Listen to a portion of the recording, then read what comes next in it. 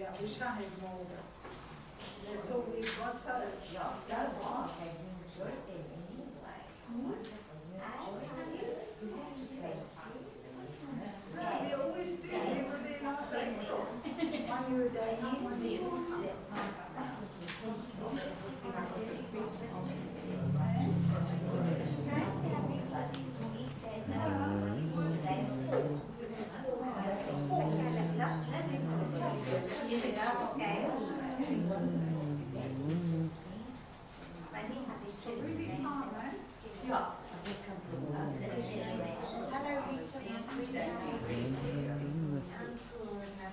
Okay.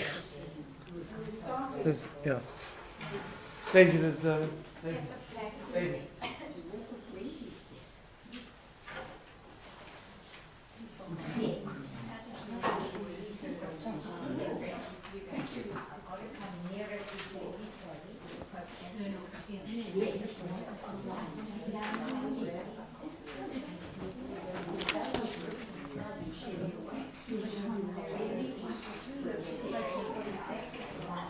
Okay, let's start. Week 3 of a series. I know we have a few apologies today, but the show goes on.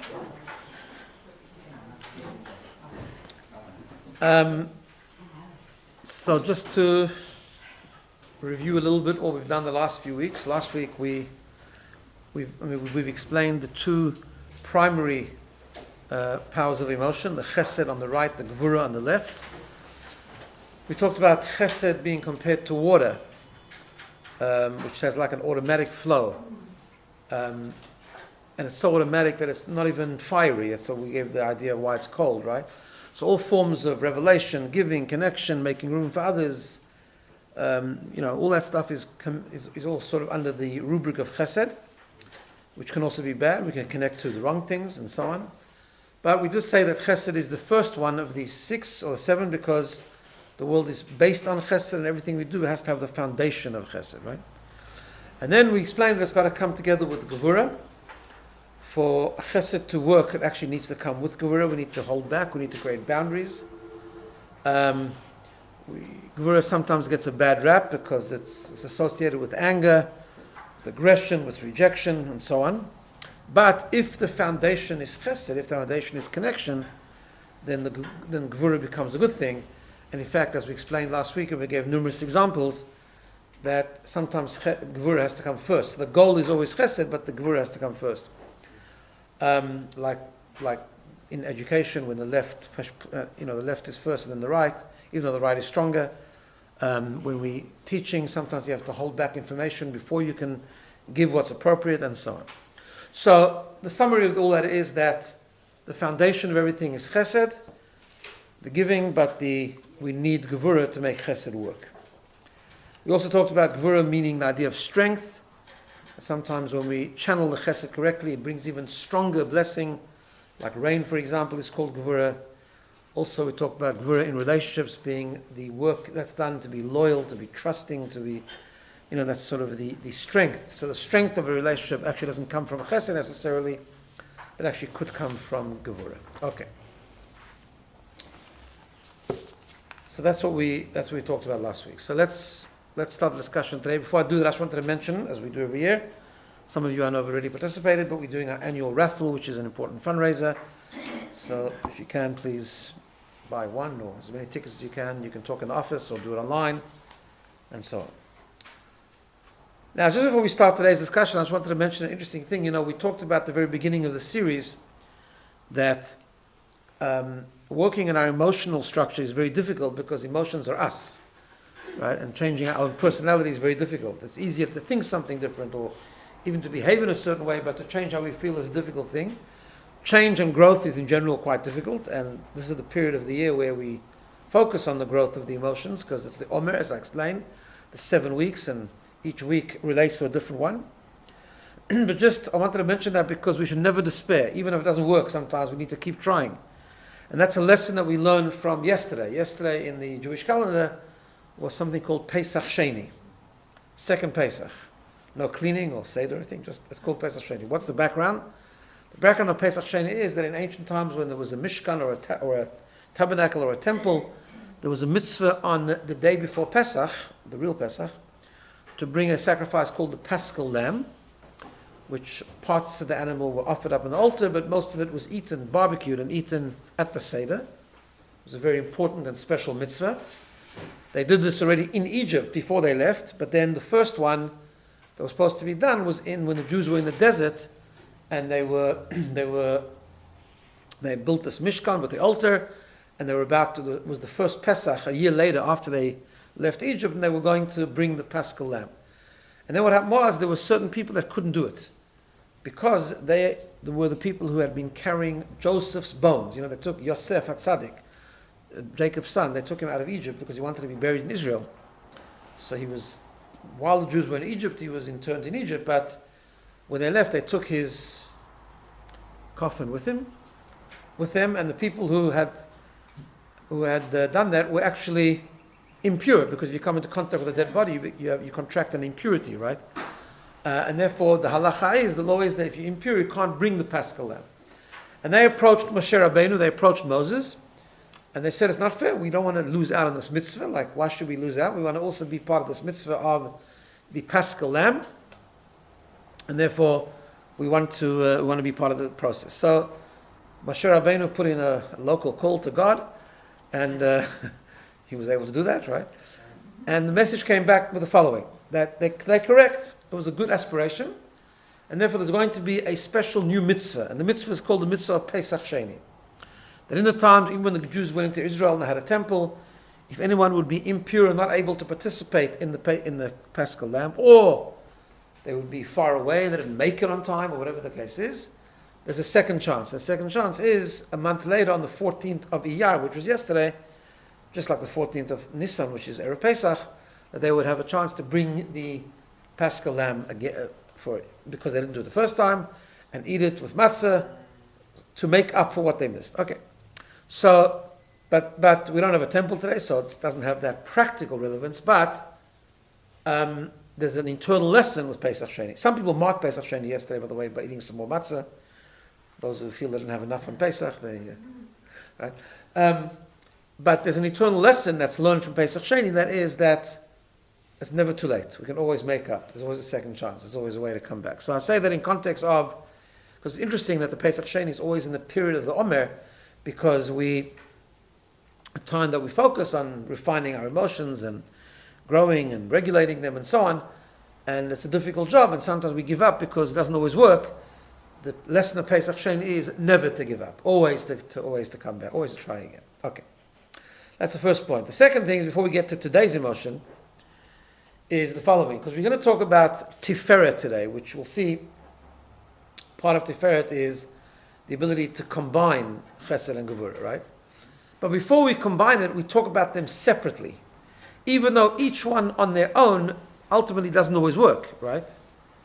Even going back, the rabbis tell us an interesting thing, that we know that our patriarchs, Abraham, Yitzchak, and Yaakov, correspond, we know, Kabbalistically, to the three primary emotions, which is Chesed, Gevurah, and Tiferet, the one we're going to talk about today.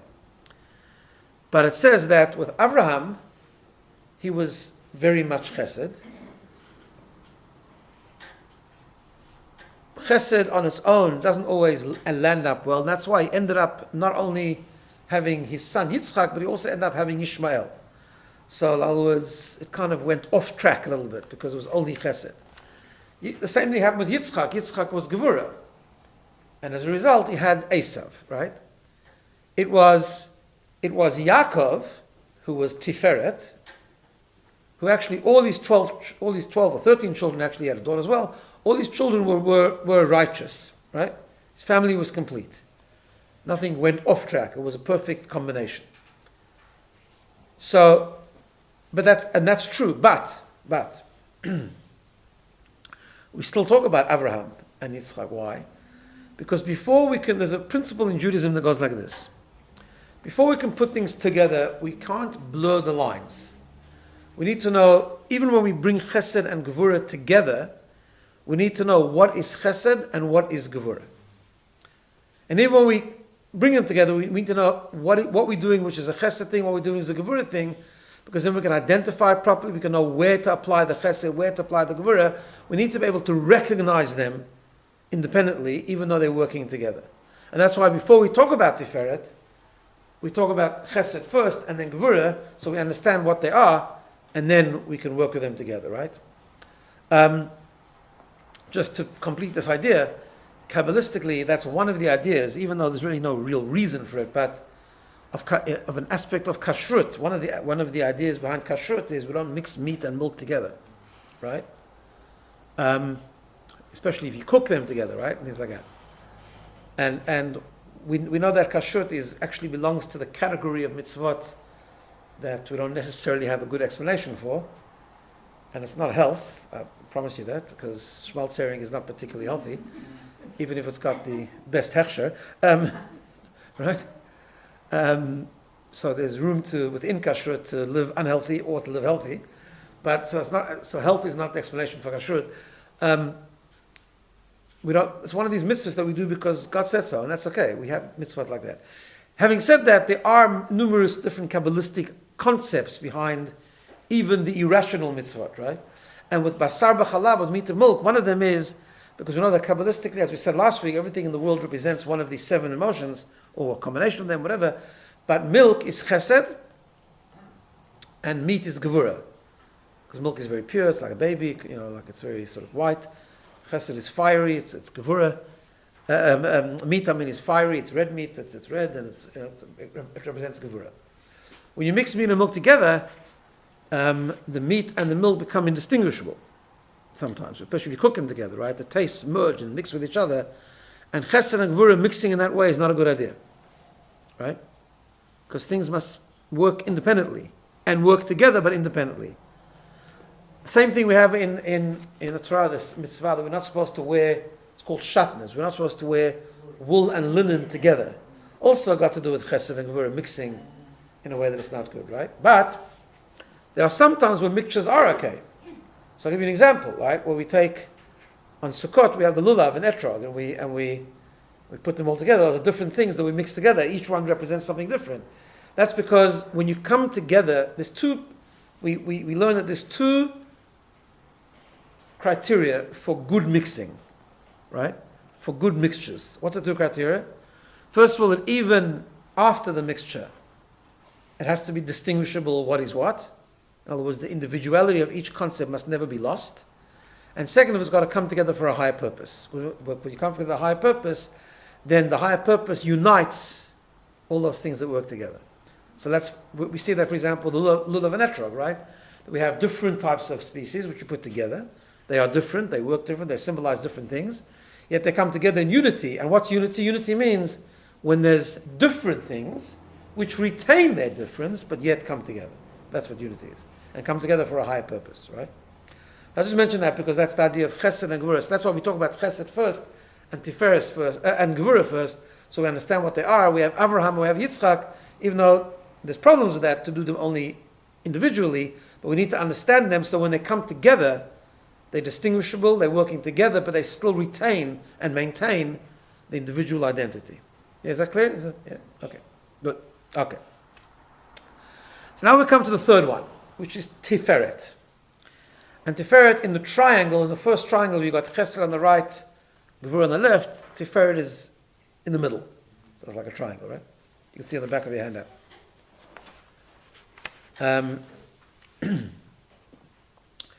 Now, tiferet is a difficult emotion to understand exactly what is tiferet. Because what does it mean when someone has tiferet, right? We know what it means when someone has chesed. It means they're giving, they're connecting, they're flexible, they're kind, they're compassionate, whatever the case, right? When someone's gevura, it means they're holding back. Good gevura, bad gevura, but they're holding back, right? Discipline, whatever. Self-control. What does it mean to have tiferet? Now let's develop this question a little bit. Because the way tiferet is normally understood is that it's a combination of chesed and gevura, right? Which, by the way, is the reason that it's called tiferet. The word tiferet means beauty, harmony, right? Because the Kabbalah tells us that when you have, let's say, a garment which has many colors, it creates a certain beauty, right? Sometimes we have multiple things come together. It's like in harmony, like an orchestra, for example. different instruments come together and they play in harmony, it's a certain beauty that's above and stronger than an instrument that plays alone, right? That's why the third midah is called Tiferet, because it's Chesed and Gvura coming together, so therefore it's a combination, so it creates a harmony, it creates a beauty, right? The problem with that is, that's not an emotion. That's not a thing in itself. In other words, you should have Chesed and Gvura work together. We spoke about it last week. But what's Tiferet then? Like, what does it mean, right? If Tiferet is just Chesed and Gvura working together, so why is it a third thing? It's just Chesed and it's Gvura, and they're working together. That's fine. So it's two emotions working well. What's Tiferet? Like, what is Tiferet? What's the power of Tiferet? And what does it mean practically? You follow? We could stop before Tiferet and just say, look, it's really important. We explained Chesed, we explained Gvura. It's important that you learn how to bring them together and have a bit of Gvura with your Chesed, so it works well, as we explained last week, right? What do we mean when we add a third dimension? We say, well, you've got to have Tiferet. Well, I put Chesed and Gvura together, what does it mean I've got to have Tiferet, right? So what does that mean? That's the first question. Second question is, not only is Tiferet important, obviously, but it actually seems to be more important and foundational than Chesed and Gvura, because I mentioned this last week, that Kabbalah teaches us that the human body, the different parts of the human body represent different emotions, correct? So Chesed and Gvura are the two arms. Right arm is Chesed, left arm Gvura. But Tiferet is the guf, is the actual abdomen, it's the body, right? The head is the intellect, but the body is Tiferet. So it seems like it's more foundational, it's more important in a way, it's more crucial than Chesed and Gvura, right? Okay. Second question. Third thing I want to just try put there out to understand, because before we give the explanation, is this. That there are sometimes, the Chesed, Gvura, Tiferet have other names. So we find that Tiferet has two other names. One is Emet, truth.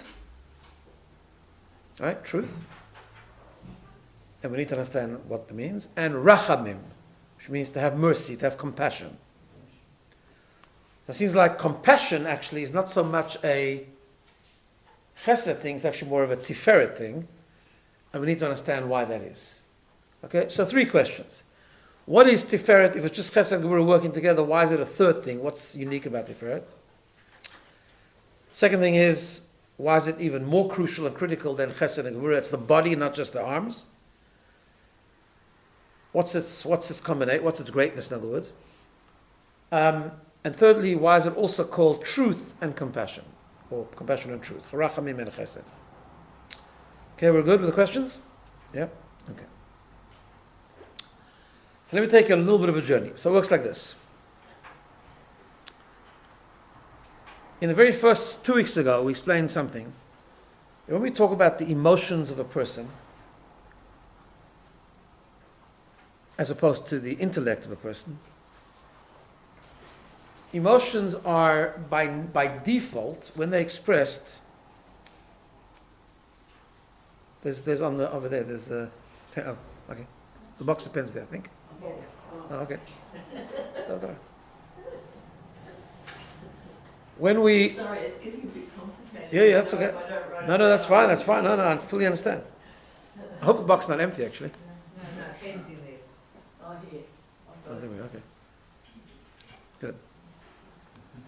So, when we talk about the emotional structure of a person, we said in the very first session that emotions compared to intellect is that intellect makes room for another, right? So you can entertain things that are outside of you.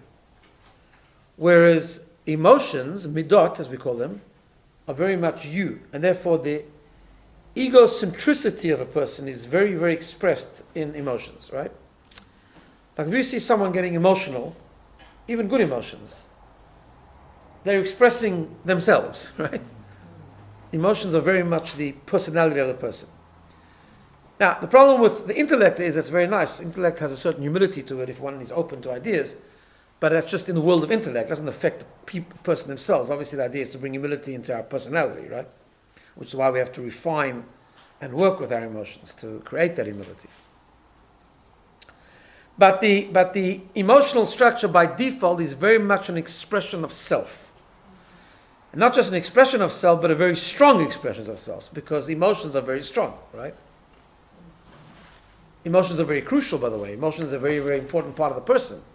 Because as we said in the beginning, emotions, emotions are when it's us responding to the outside world. So emotions are very crucial to the person because they bring passion, they bring emotion, they bring excitement, they bring enthusiasm.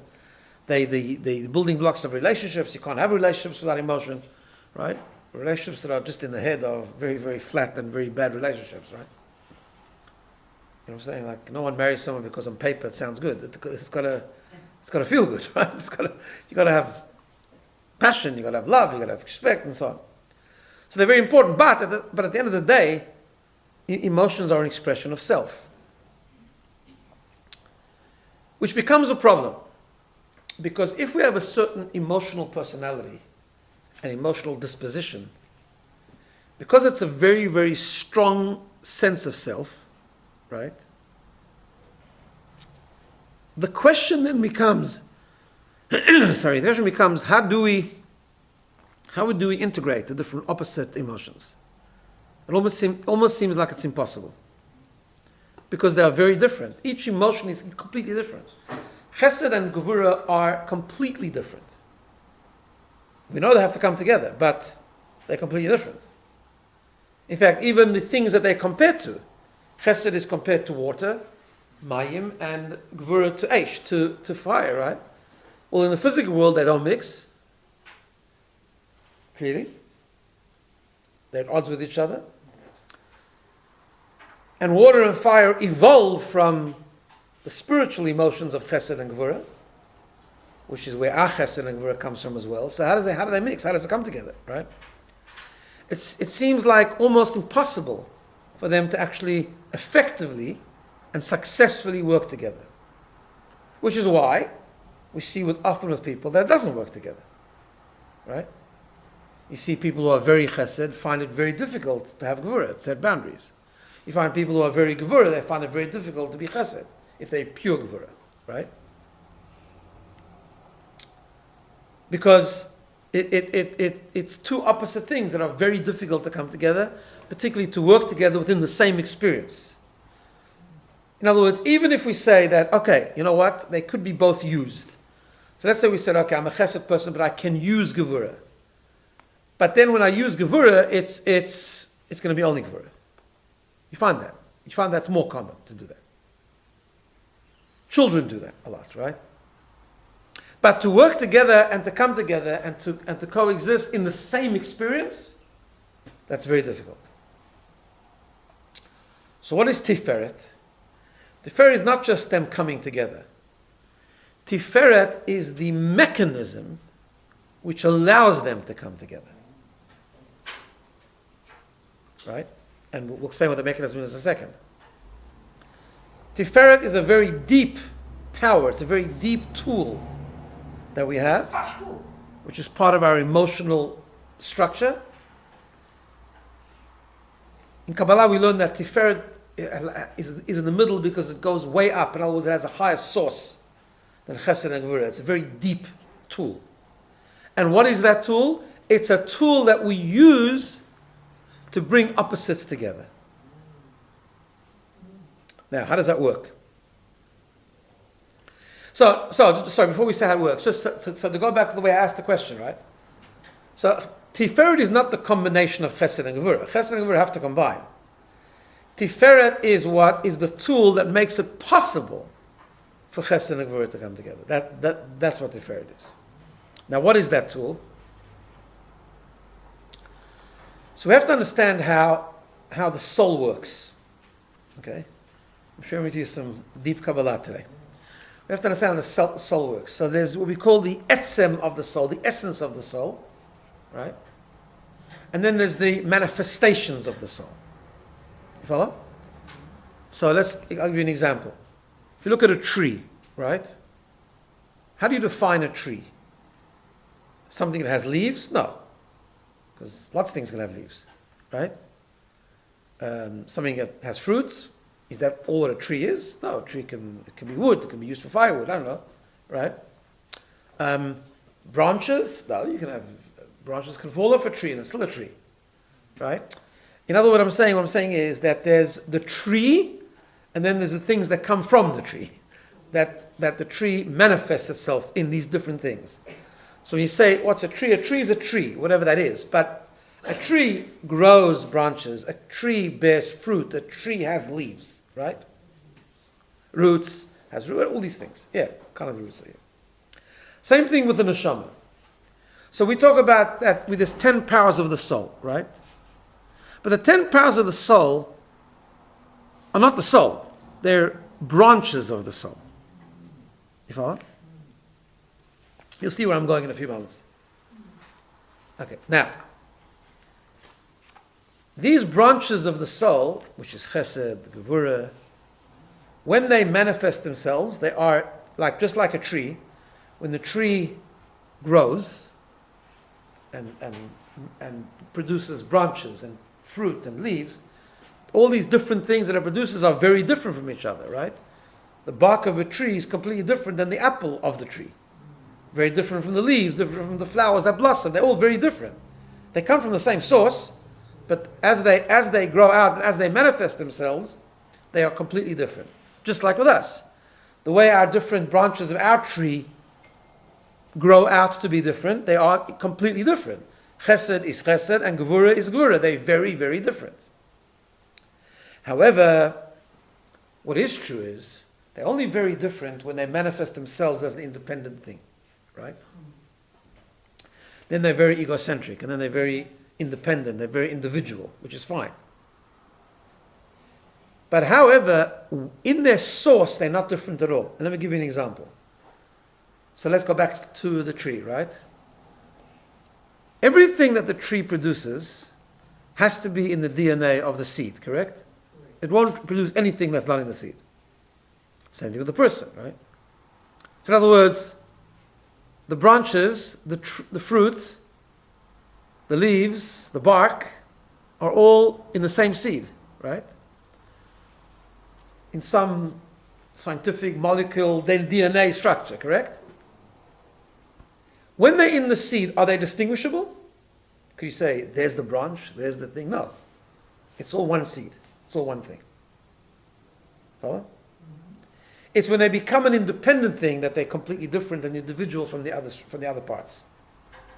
Right? So I'll give you another example that's given in Hasidic teachings. You have a king. Hasidic teaching is very fond of analogies of kings. Right? In fact, I'll tell you a cute little story, a real Hasidic story. Kings throughout the ages, there were kings or rulers, whatever, and they manifest themselves in different ways. So, before the Russian Revolution, the Tsar was a sort of a king, right? And some of them were more decent, some of them were terrible. They were kings. So when the revolution came and the Tsar was overthrown, there was an old Chassid who lived in a different world. He lived in a different reality. His reality was studying and learning Hasidic teachings and things like that. So the Tsar was overthrown. He cried. Most people didn't cry. The Tsar was considered a very evil entity at the time, and communism, unfortunately, at the time was promising. But right, so no one else cried, but he was crying. So I asked him, "Why are you crying?" He said, "Because I learn a lot of Hasidic teachings, and they always give an analogy of a king. And now that analogy in the physical sense has just been removed, it's been overthrown. So it's hard to understand, how are we going to explain this analogy going forward, right? Now when I explain this analogy to my students, I'm able to say, like a czar, like a king, right? So, and now the king's no longer there. Anyway, so it gives a lot of, so we have to go back to history, we have to imagine a king. Okay. So the analogy is given like this. You have a king is all-powerful, right? The king is the ruler, dictator, whatever. But the king has different officers, different ministers, right? So the king appoints a minister of finance, right? The job of that minister is to look after the budget, right? Then he appoints another minister of growth, a minister of investment, a minister of infrastructure, let's say, right? Now these two are very, very different. Yeah, they're very, very different. Why? Because the minister of finance wants to be able to be successful, so he wants to be able to balance the books. So he's going to always hold spending back, right? He's always going to say, no, it's too expensive. You can't do this, right? The Minister of Infrastructure will say, we need billions of dollars. This road is broken. This thing is not. We need to build more buildings. We need to build more roads. It's got to be a better country. So he wants to spend. So you got a machoikas here. You got an ongoing conflict, right? So the Minister of Finance and the Minister of Infrastructure don't get on with each other.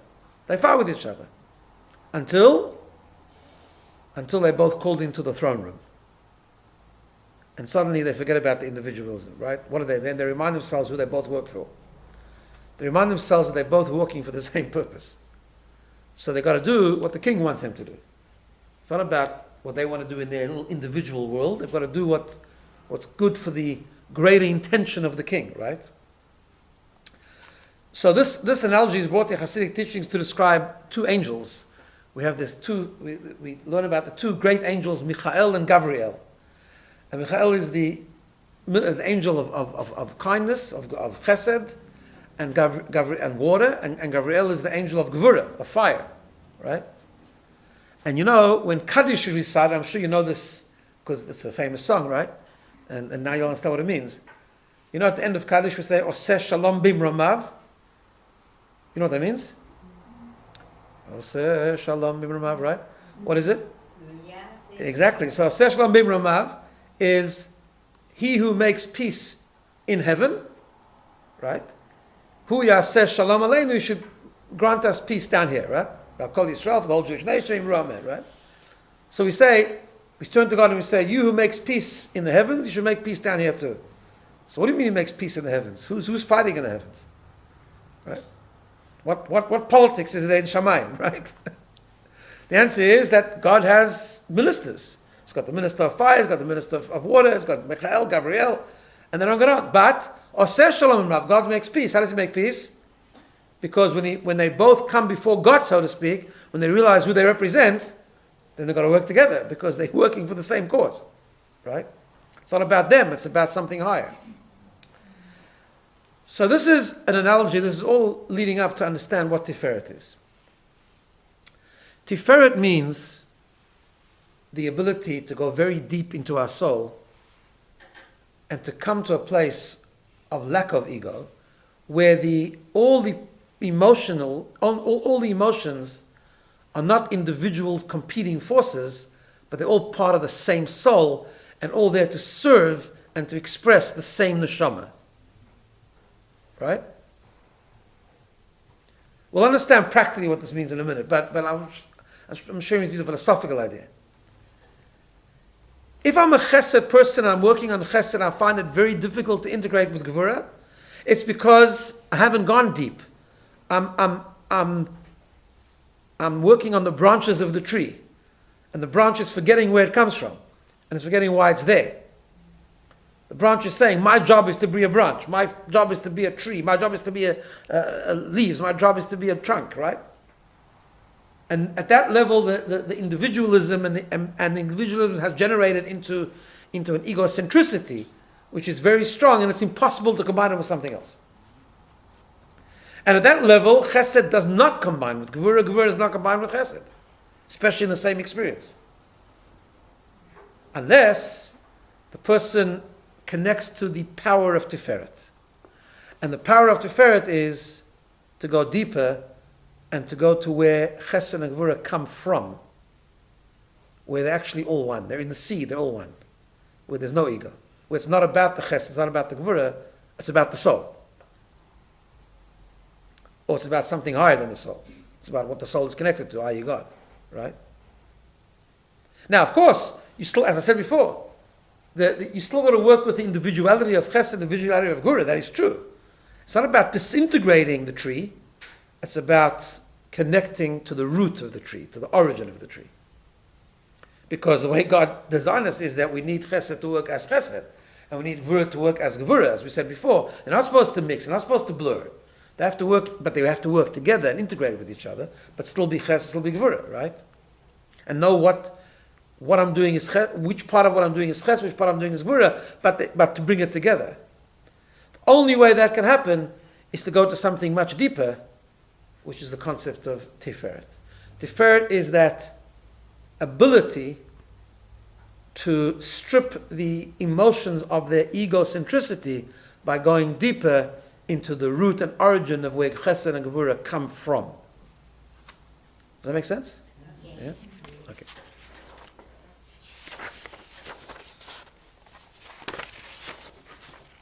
Now we're going to understand, right? First of all, let's talk about Rachamim. Now we're going to understand also why Tiferet is called Rachamim. It's called compassion. Compassion is a very interesting thing. See, when a person is full on Chesed, right, without the ability to have Gevurah, yeah? So Chesed can also sometimes seem very compassionate because Chesed means an unlimited giving, right? But when I work only with Chesed and not Gevurah, let's say I'm a very Chesed person, I'll end up giving to everything without any discernment, without any differentiation, to the deserving and the undeserving, and I'll give the doses that doesn't matter, right? So it's like the person I've often given you into the analogy. The person goes in the street and you see a person who wants $20, and even though in the back of your mind you know they're going to actually use it for a substance that's going to be very harmful to them, you just can't say no. So you give it and just that's it, right? A parent who just full on chesed just says yes to everything and never can say no and spoils the child, right? So chesed can start off very compassionate. It can look like compassion, but it's actually not compassion. It's just chesed. Gevurah, on the other hand, is rejection. Also not good, if it's just rejection, right? What's rachamim? You know, on Rosh Hashanah and Yom Kippur, right? One of the big themes that we use in our prayers, Rosh Hashanah and Kippur, is rachamim. We say, Av HaRachaman, God is the merciful Father, right? Rachamim means where it's clear what is deserving and what isn't deserving. There is Gevurah there, that's a Gevurah concept. Another person doesn't deserve, but I'm still going to have compassion on them in the appropriate way. Essentially, what do we come to God? We know that Rosh Hashanah Yom Kippur is Yom Hadin. It's a day of judgment, right? We say to God, even though you're judging us, and judgment is not a bad thing because there needs to be justice in the world, there needs to be boundaries, there needs to be din, and we know sometimes we've messed up, so therefore we're asking you for rachamim. So rachamim is a combination of chesed and gevurah. It's I'm going to give, right? But it's a different type of giving them because you give in an appropriate way. So for example, let's say a child, for example, wants something and the child clearly is not deserving, right? Now it's the duty of a father or a mother to teach the child and to instill values, right? So sometimes it means holding back, and sometimes it means, well, I will. It's not just, yes, of course, you said you want it, I'll give it to you, right? It's knowing, it's a parent knowing, and a parent has the responsibility to know when a child has messed up, and when a child needs consequences or a child needs boundaries. And the parent will say to a child, I'm going to be very merciful of you, I'm not going to punish you, and I'm not going to think, but I'm going to, let's say, you didn't deserve this. What maybe you can do something to deserve it. So we teach you responsibility, right? So you bring together the chesed and the gevurah with compassion, real compassion. So it's compassionate, but compassionate recognizes the gevurah aspect as well, and is able to blend that in. That's why Tiferet is called rachamim, because real compassion is not just about chesed. It's where gevurah is also present, and yet we're still giving and we're still being compassionate. You're bringing in the chesed as well to the gevurah, right? Now, that's also why, and this is a very important thing, why Tiferet is called emet. It's called truth, right? Because the difference between chesed, gevurah, and Tiferet is this. When a person is only working on the conscious level, where the different emotions are very strong with each other, right? Are very against each other, competing with each other. In other words, we're looking on the level of where they're very individual. The tree, the branches, the tree itself, right?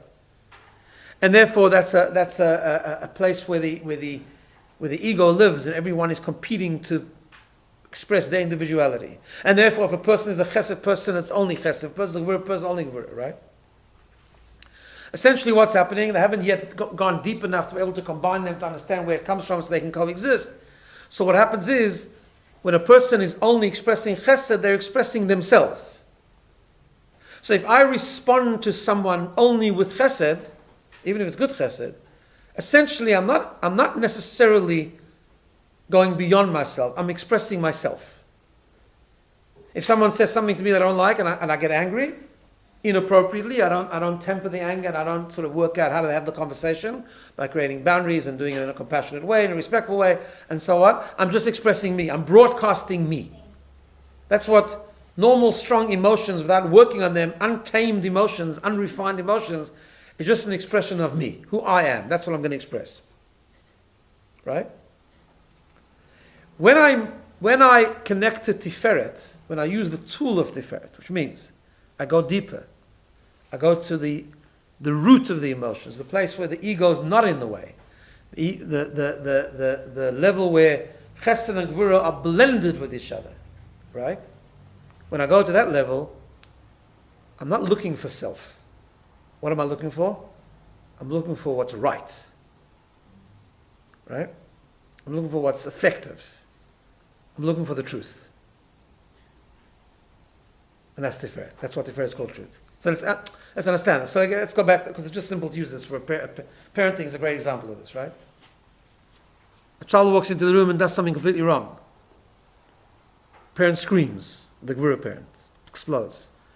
Child comes into the room and says, I want something. The Chesed parent just says yes, right? What are both parents doing? Expressing themselves, that's all. The one's Chesed, the one's Gvura. And at that level, the Chesed is egocentric, and so is the Gvura. In the Gvura person, therefore, they're expressing what they are. They're expressing their self. What does an effective parent do?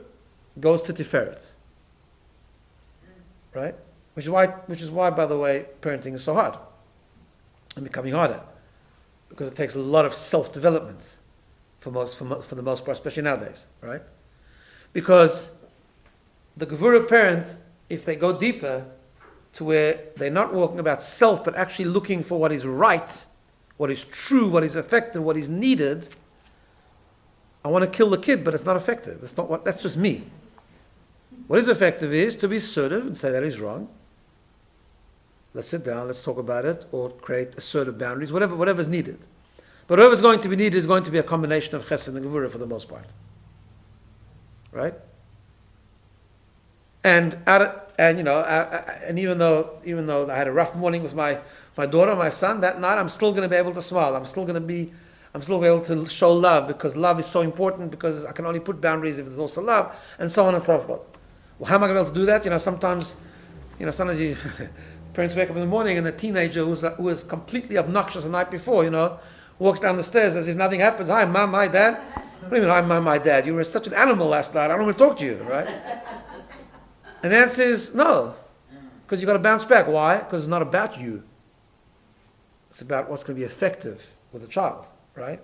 They need to be disciplined, but they need to be shown love, Two things can come together, because Chesed and Gvura have to coexist. How do I make that happen when I'm still reeling from, they're over it 10 minutes later, but I'm not. I'm still like traumatized from it for the next 3 weeks, right? The answer is because it's not about me. It's Tiferet. Tiferet means I go deeper into my soul. It's not about my emotions. It's not about my personality. It's about what needs to be done. It's about the truth. Same thing with that analogy I always give you about the homeless person who asks $20 and he's hungry. He's clearly hungry. So the Chesed person says yes, and it's ineffective. Gevurah person says get lost, because the Gevurah person. Both people are just expressing themselves. The Tiferet person says, not about me. Let's see what the truth is.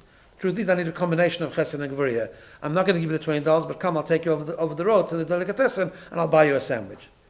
Why? Because they connected deeper. Connected where the self is not getting in the way. So, Tiferet itself is not a combination of Chesed and Gevurah. Tiferet is the tool that allows me to combine Chesed and Gevurah. Because it's saying, how am I going to combine Chesed and Gevurah? I need to use Tiferet. I need to go deep to a place where the ego is not getting in the way, and then to be able to combine the Chesed and the Gevurah together for the same cause. Ultimately, it's for the same cause. It's to create the same connection, the same relationship. Got it? Now, what does it mean practically? So, how do I do Tiferet, right? Let's say a person says, okay, I really want to do this. How do I do it? How does it manifest it? Put it away, right? How do we express Tiferet? So there are a number of different things. And we'll see also, by the way, there could be So the first step of Tiferet is, it's about looking beyond myself. It's about getting rid of the self, right? Not to be wrapped in ourselves. Not to be wrapped in our own, even good personality. It's about going beyond self to look deeper, right? One of the things that will facilitate Tiferet is the concept of awareness. We've talked about this before, right? Awareness. Look around, notice things. Notice what people are feeling. Notice what's needed. It's like I've told you, about the speaker that gets up and speaks. It's about like good communication sometimes, like being aware, like about reading an audience, for example, right? Not like the speaker gets up and no one's listening and they just keep going, right? I hope I'm not doing that. No. Right? But it's about noticing body language, noticing cues, right? Being aware. It's having foresight. It's about thinking, what am I going to do in this situation? Am I just going to let myself take its course? When you let self take its course, it's normally not good. Even if it's chesed, for sure if it's gvura. Right? Don't let yourself just take its course. Just have a plan. Like, what am I going to do to rise above myself, right? It's about being perceptive. It's about having tact. It's about reading. It's about looking, noticing, and making room for something other than self. That's how Tiferes works. That's how Tiferes is manifested. Now, by the way, Tiferes can be misused. Like everything. Sometimes people are very, very clever. They can actually use the concept of Tiferet for manipulation. A person can be very insightful, very perceptive, very noticed, and therefore they can use that to manipulate other people. They can say, and it's an extreme expression of self, but it's a clever person who puts self aside to get what they want. Right? Like I've told you this, one of the books I never liked was a very old book called How to Win Friends and Influence People by Dale Carnegie. Right? Because it wasn't about personal growth, it was about how to influence other people. That's not growth. That's not growing. That's just being manipulative, right? I mean, that's a bit of an extreme word, but that's what it is. That's bad Tiferet, basically. It was a book on bad Tiferet, right? Like, be clever now. You want to get what you want. Don't discriminate the person.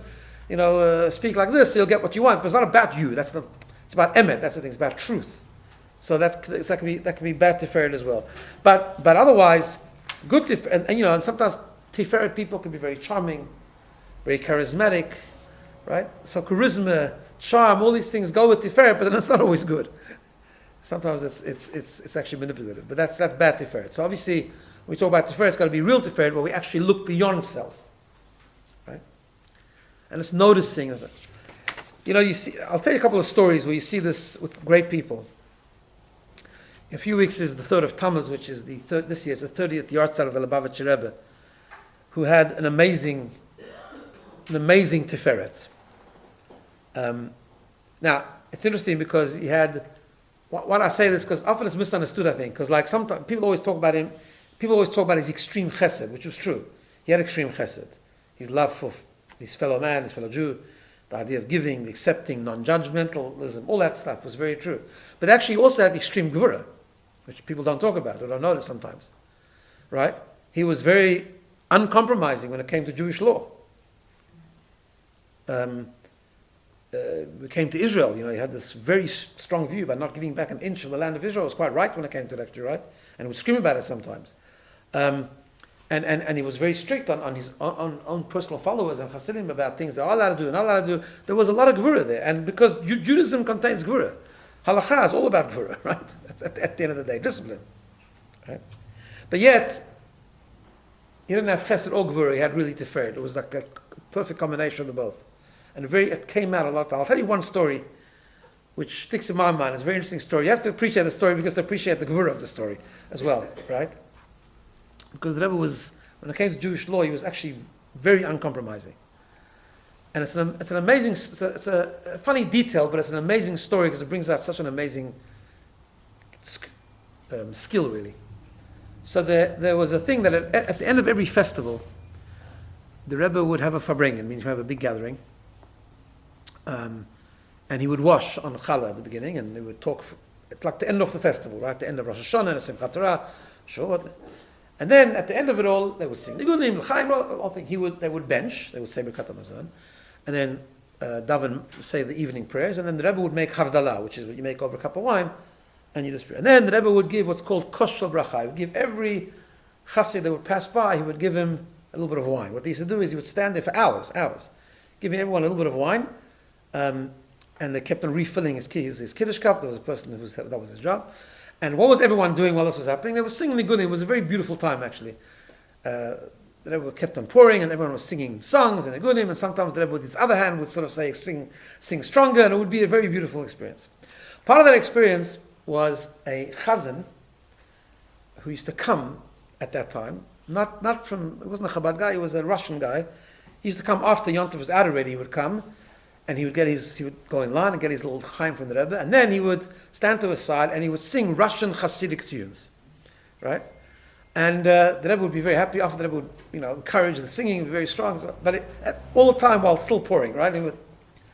One time, the Rebbe, this chazan came with his daughter, who was fairly young, a child, but she was getting a bit older, but she was a young kid, right?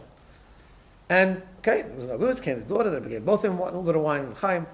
And then he went to the side and started to sing. Now, the Rebbe was quite strict, and I'm not judging anyone, and this is not a discussion on this law, but he had a fairly strict observance of halacha, and one of them is the idea of kol isha, about a woman not singing in public, right?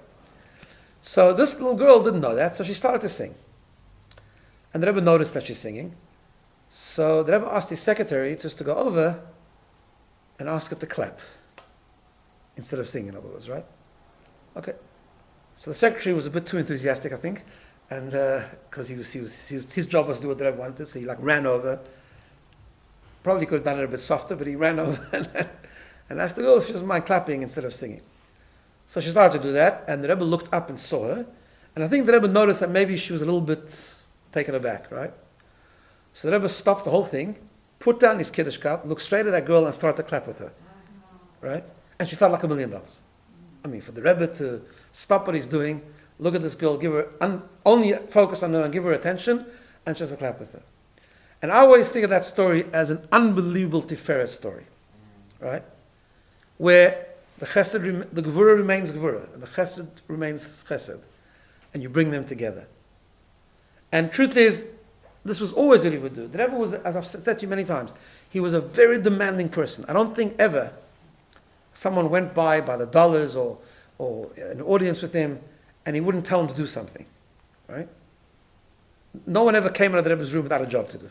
It was always without taking the next step. And yet everyone took it, and everyone was amazed by it, and everyone felt warm. Why? Because it didn't come, it was Guru with Chesed. It was always that combination. Because it wasn't about expressing what he wanted, it was about seeing how the person could take it, without compromising on the Chesed or the Gevurah if it was necessary.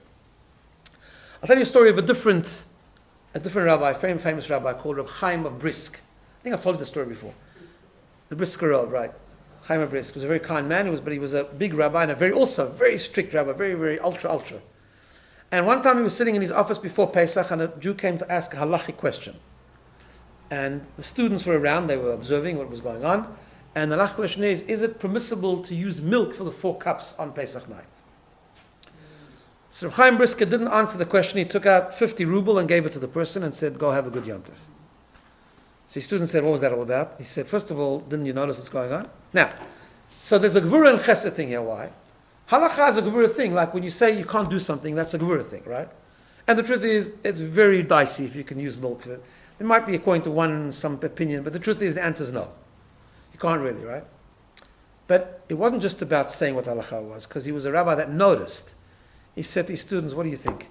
If you're asking me if you can do 4 cups on milk, he obviously doesn't have meat for Yontif either, because he's a religious Jew. He's not going to eat meat and milk in the same meal, right? So his Seder is not going to have wine or meat. So he doesn't have Yontif, basically, right? So I could just answer the question. That's my job. My job is to answer halachic question. I could say, no, you can't. We'll buy next person, right? He didn't do that. Why? Because he noticed. He was aware, right? And this happens very often. Sometimes people get criticized for their Gevurah, and often it's not their Gevurah that's the problem.